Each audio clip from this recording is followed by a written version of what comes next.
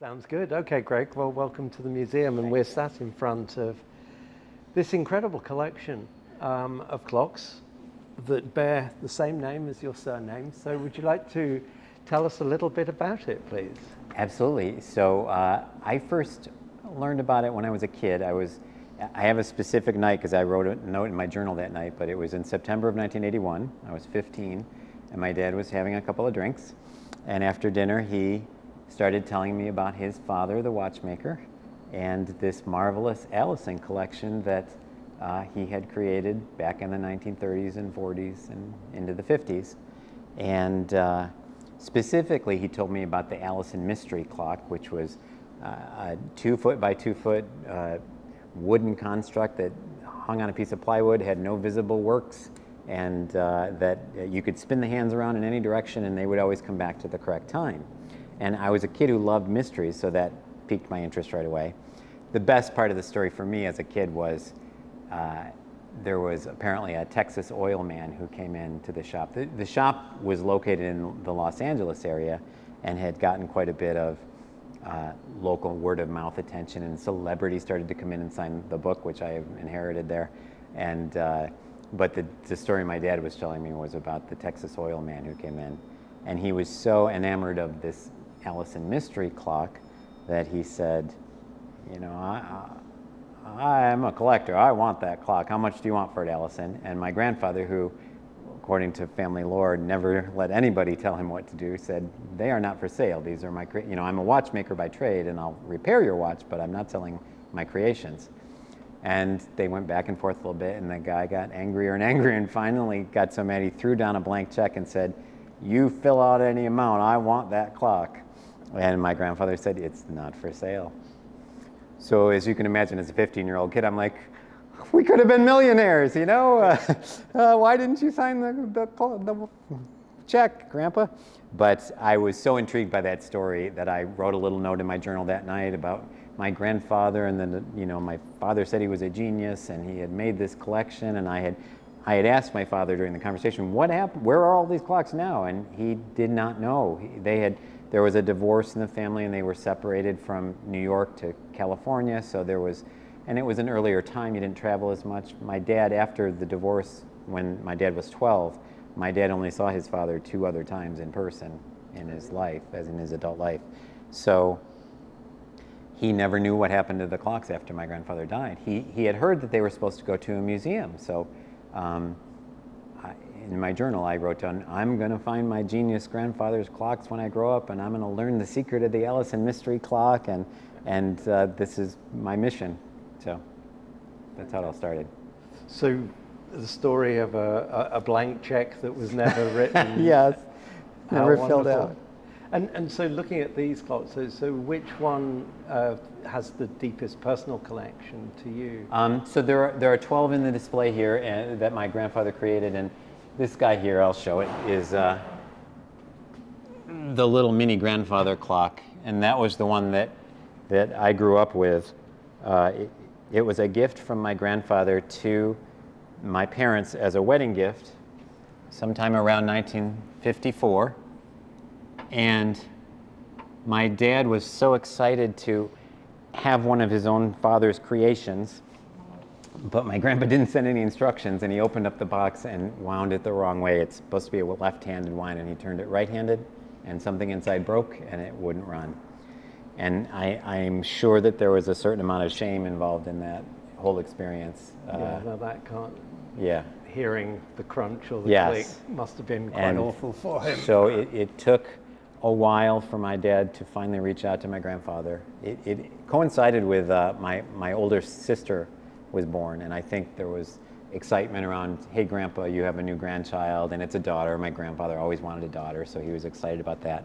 And my father at that point in 1955 sent him a letter and said, by the way, this clock is broken, and would you repair it?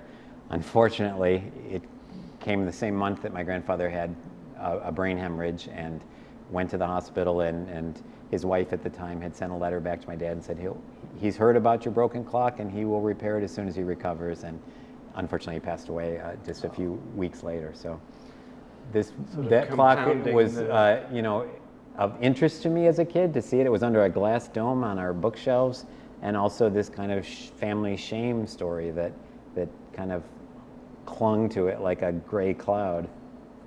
And since then, though, you have had the problem rectified. Interestingly enough, I did.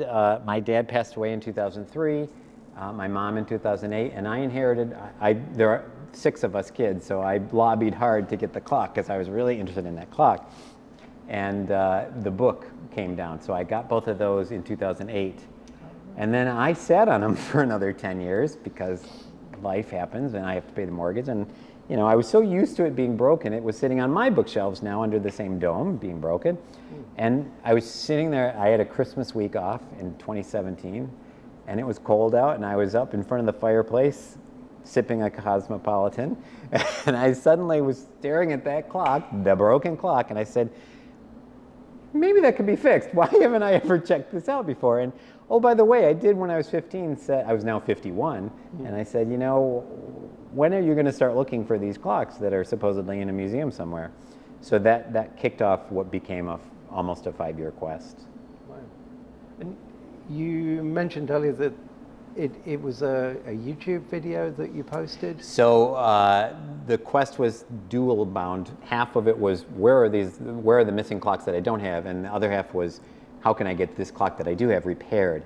So through the NAWCC and through the local Rochester Chapter 13, I eventually got in touch with an Amish guy named Malon Shetler, who lives just about an hour and a half south of Rochester. And Malon was the key to seeing the clock, getting it taken apart, and repairing the damage that was in it. It was the broken click wheel that needed some welding.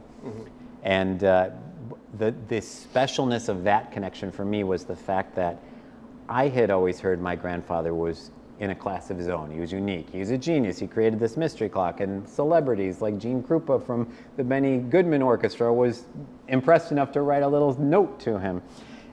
But that was all family lore. It was important for me to have somebody who was in the know to say, well, yeah, actually your grandfather is a little special. And when Malon took that clock apart and found out what the mechanism that drives the pendulum works, he said, you can be really proud of your grandfather. He is really unique. So, I mean, you're looking at the scale of the moment is watchwork, and yet it has, presumably, it's the pendulum is not part of the timekeeping, it is an animation. Correct. And he said, in Malon's experience, most of pendulums, in anything that size, would just be a decorative thing. But this thing actually moves back and forth when the clock runs, and that was it intrigued him enough that he also kind of got on my quest. He helped, he started, well, geez, I'll certainly look around and see if he can learn anything about the missing clocks, the rest of the collection.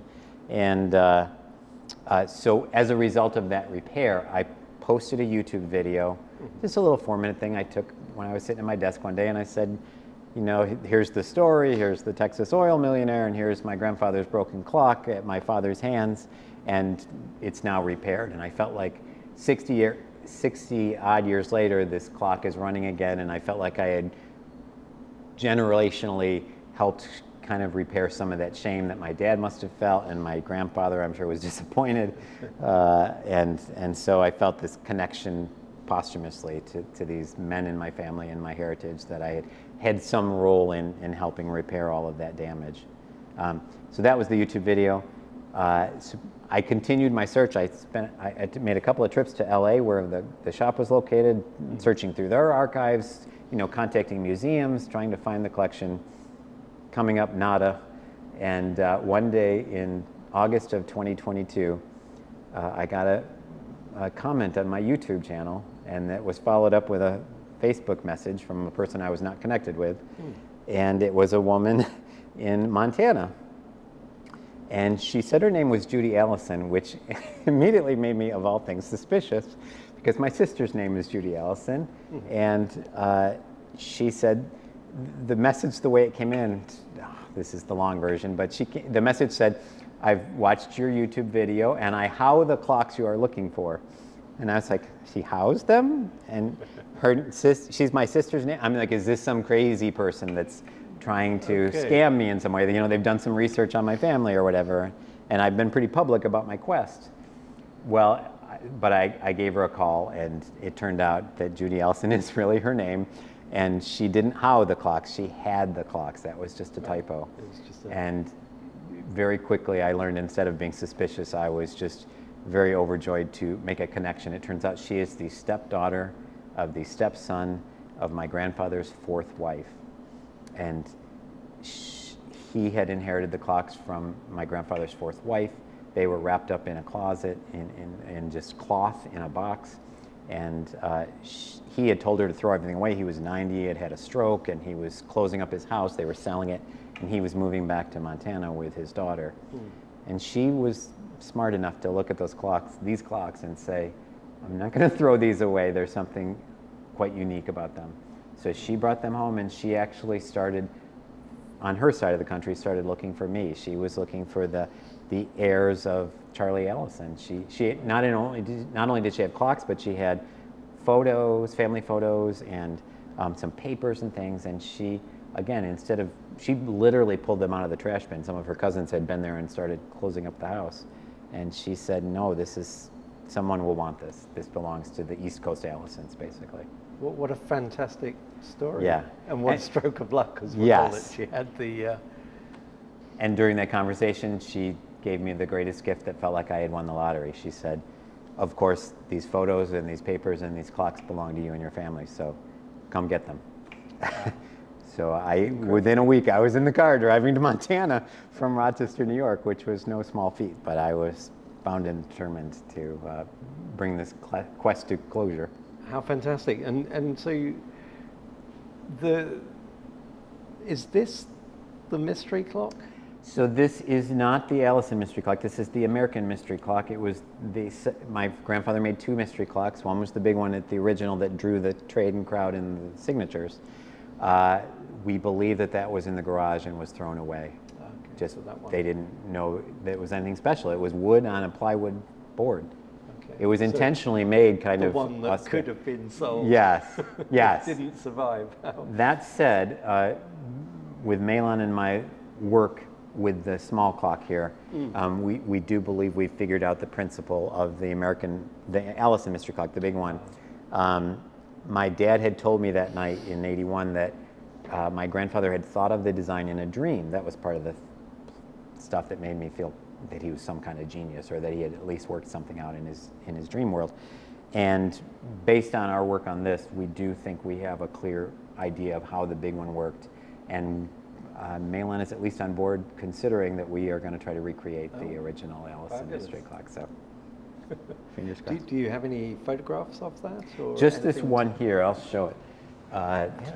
It was a tiny little picture that I found because I was curious, and it's not to scale, obviously, because it was 2 feet by 2 feet, but that is the mystery clock. I was able to figure it out just based on the description of it. And Excellent. yeah, so Oh, we'll stay tuned to see if that comes to fruition. wonderful. So so based on the Based on a experiences similar principle. working Yes, with that, correct. you think that you have the secret. Yes. Wonderful. I don't know, there's something completely unique about the design elements in this that I find absolutely compelling. I love the chunky wooden hands for starters. they're quite phenomenal. And then the numerals as well, the way they're created. And he was definitely interested in bringing his name in as a design element, which kind of excited me as a kid. My name's on this clock here that's broken. Yeah. But so several of the clocks do have the Allison name, and I kind of, and his shop had it on the front of the shop as well. So it was a thing for him. And actually, talking of things with the Allison name on, the pocket watch up here, so this is not one of his creations. That is correct. Story. That's an oversized Gubelin watch, pocket watch, and the family story tells, and then when I found the clock, it kind of bore out, kind of gave some credence to the family story that when my grandpa was 16, he grew up in a farming family in western New York, near Rochester, and when he was 16, there was a family friend, a businessman, who owned this watch and was going out of town on business, and I don't know why. I'm guessing Charley showed some interest in the watch, or maybe it wasn't working properly or whatever. The businessman said, "Here, Charley, you you take this apart, take a look at it while I'm gone out of town. And my grandfather did, with no instructions, according to the family story, took it apart. I'm assuming maybe did some cleaning or repair on it, because I'm just guessing that would be the motivation. Why would that interaction take place? But the family story reported that he took it apart, figured out how it worked, put it all back together, and it ran perfectly. And at 16, he became basically a watchmaker. His craft, his interest was certainly born, yeah. But I mean, I think he had some innate skill as well. I can't imagine me at 16 trying to take a watch like that apart. And there are so many, I've learned there are so many little parts and pieces, and so many of them are delicate. Surprising in such a small case. Yeah, there's a lot hairspring, I've already there. made one turn into a big slinky Created mess. a bird's nest, yeah. So I can't imagine, that he was capable enough to work his way through all that. Yeah, at such a young age. That's quite an achievement, isn't it? To, as you say, with the delicate components like the hairspring, tiny little pivots as well. To put a watch back together first time around is quite extraordinary. I've seen a lot of students break their way through piles of watches before they stop breaking things.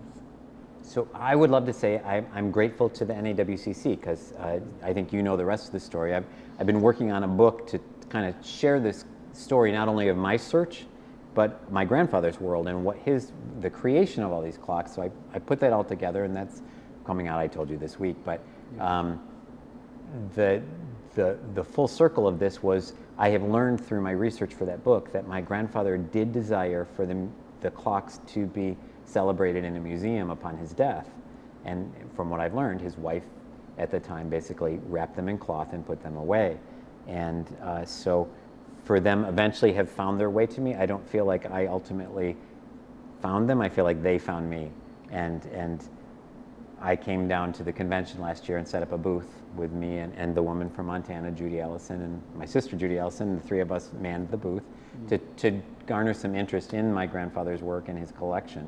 And as a result of that, we have this. We have a summer exhibit at the National Watch and Clock Museum, which to me is a posthumous gift to my grandfather, something that he strongly desired. And I feel like I'm just a cog in that timeline to have helped make that happen. So I feel kind of grateful. It's quite an extraordinary journey to this point where we are honoring this collection in the museum. And it is extraordinary. I just love the attention to detail on these.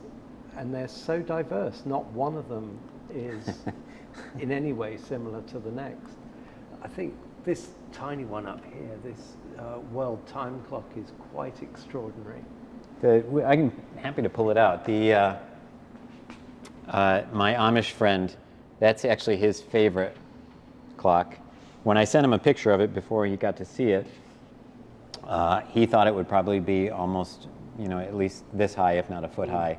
And when he saw how tiny it was, he was kind of blown away, just because I asked him, what's so special about it? Why are you so excited about it? And he said, just because of the scale of it. There's so much intricacy involved. But it was the last clock my grandfather made in 1952, and it features 12 dials, and each dial has two names, the name of two cities on it, one at opposite ends of the earth. So, and it's so tiny it's hard to read, but London is on one dial, and then on the same dial is Fuji. So if it's 10 after 3 in London, it's p.m., it's 10 after 3 a.m. in Fuji. So it's a world clock telling. Yes, it's a very manual way to tell what we now just pull up on our phone. What time is it in Thailand? It's like this could tell you that. Excellent. And you've got a sort of, I suppose, like a representation of the globe, and then yes, the base is this a sort of a Bakelite material? It is a Bakelite material. He was a fan of lucite and Bakelite, which Malin has explained would probably have been a very state-of-the-art material in the 30s. So I think that's probably. I mean, nowadays, working with acrylic and similar is sort of everywhere. Yes. And yet, here we have the anniversary clock with the plates are made from, I suppose, in the day was lucite. Yeah. Yeah. But quite incredible. And of course, he got his name. And he got that in there at the bottom. Yeah.